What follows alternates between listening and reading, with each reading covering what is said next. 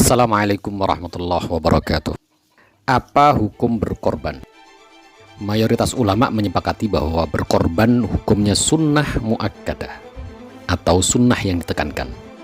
Akan tetapi hendaknya mereka yang diberikan kemampuan oleh Allah untuk berkorban atau sudah pernah berkorban di tahun-tahun sebelumnya tetap dianjurkan berkorban. Bila seseorang dalam kondisi mampu tapi tidak berkorban, maka Nabi Shallallahu Alaihi Wasallam memperingatkan umatnya dalam sabdanya, barang siapa yang mendapatkan kelapangan tetapi tidak berkorban, maka janganlah dia mendekati tempat sholat kami. Hadis riwayat Ahmad. Yang diinginkan Allah dalam ibadah korban ini bukanlah dagingnya, akan tetapi ibadah korban itu sendiri. Karena menyembelih hewan korban adalah ibadah yang agung di sisi Allah Subhanahu wa Ta'ala. Darah dan daging dari hasil berkorban tersebut tidaklah bernilai di sisi Allah. Akan tetapi ketakwaan yang mendasari ibadah korban itulah yang bernilai di sisi Allah Ta'ala. Allah SWT berfirman, daging-daging onta dan darahnya itu sama sekali tidak dapat mencapai keridhaan Allah, tapi ketakwaan dari kamulah yang dapat mencapainya. Quran Surat Al-Hajj ayat 37. Maka mengeluarkan harta untuk berkorban tidaklah sia-sia. Orang tidak akan jatuh miskin karena mengeluarkan uang untuk biaya berkorban. Bahkan Rasul Shallallahu Alaihi Wasallam menginformasikan pada kita dalam sabdanya, setiap pagi Allah mengutus dua malaikat, yang satu berdoa, ya Allah berikanlah ganti orang yang berinfak. Dan yang kedua juga berdoa, ya Allah berikanlah kehancuran bagi orang yang menahan hartanya atau pelit. Hadis riwayat Bukhari dan Muslim. Jika malaikat yang tak pernah berdosa dan hidupnya hanyalah untuk kesalehan semata memintakan kepada Allah, lalu apalagi yang kita takutkan? Nah, lalu hewan seperti apa yang baik untuk dijadikan korban? Rasul Shallallahu Alaihi Wasallam telah memberikan ketentuan tentang hewan yang dapat dijadikan hewan kurban, yaitu 1 orang untuk seekor kambing, 7 orang untuk korban sapi, dan 10 untuk yang berkorban dengan unta. Para ulama juga membolehkan berkorban dengan kerbau, yang ketentuannya disamakan dengan sapi. Namun begitu, bagi orang yang diberikan karunia kelapangan harta, alangkah baiknya jika berkorban 1 ekor sapi untuk 1 orang.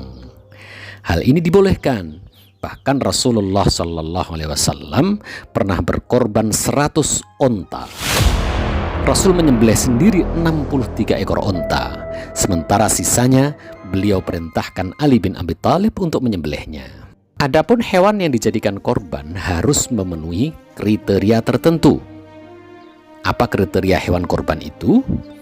Yang pertama, hewan musinnah atau yang sudah dewasa. Rasul Shallallahu Alaihi Wasallam bersabda, janganlah kalian menyembelih korban kecuali musinnah atau yang sudah dewasa, kecuali apabila itu menyulitkan bagi kalian, maka kalian boleh menyembelih domba jada'ah. Muttafaqun alaihi. Hewan ternak yang sudah dewasa ditandai dengan ganti gigi. Jika hewan ternak itu telah ganti gigi di 4 deretan depan, 2 di atas dan 2 di bawah, maka hewan itu pertanda sudah dewasa dan bisa digunakan untuk berkorban. Jika tidak atau belum sampai tanggal giginya, berarti hewan itu belum dewasa dan tidak sah bila disembelih sebagai kurban. Tanggalnya gigi hewan-hewan kurban itu usianya berbeda-beda. Biasanya pergantian gigi pada unta di usia 5 tahun. Kalau sapi berusia 2 tahun, kambing Jawa berusia 1 tahun, dan domba berusia 6 bulan. Makanya hewan kurban kalau sudah memasuki usia tersebut sudah sah dijadikan hewan kurban. Kedua, syarat hewan yang sah dijadikan korban adalah tidak cacat. Berdasarkan keterangan Nabi Shallallahu Alaihi Wasallam, ada 4 kondisi hewan tidak boleh dan tidak sah dijadikan korban berdasarkan hadis Nabi Shallallahu Alaihi Wasallam. Yang pertama, hewan yang buta sebelah yang jelas butanya. Kedua, hewan yang sakit yang jelas sakitnya. Yang ketiga, hewan yang pincang yang jelas pincangnya. Dan keempat, kurus seperti tidak memiliki tulang sumsum.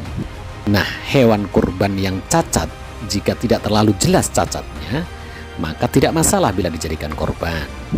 Misalnya cacat sedikit di bagian tanduk, itu tidak masalah.